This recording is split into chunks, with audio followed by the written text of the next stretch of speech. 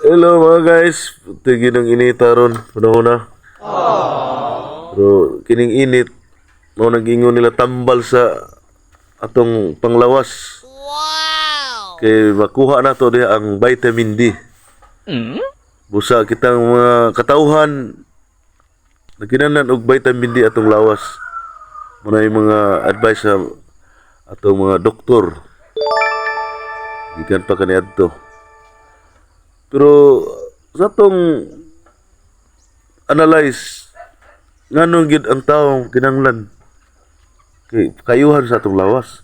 Tanawa ninyo gining mga hayop kasabot pod nga dunay vitamins ang atong adlaw nga ang haring adlaw nga magpakita mubabuwad pud sila sa init. Tanawa?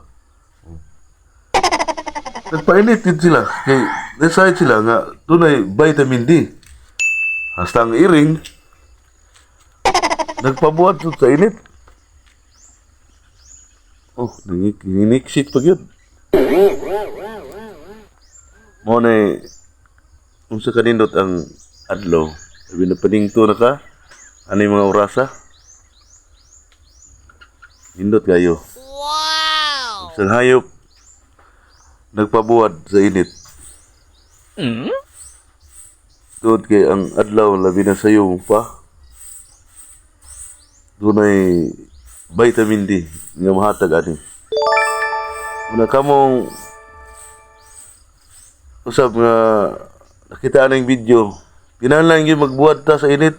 Labi na nang sigig pa aircon. Adi na mayo. Oh no. Kinahanglan mo gawas ka sa paglusot sa haring adlaw. Buhat ka arong dunay vitamin D nga imong kuha sa imong panglawas. Nindot kayo. Sayo ka adlaw.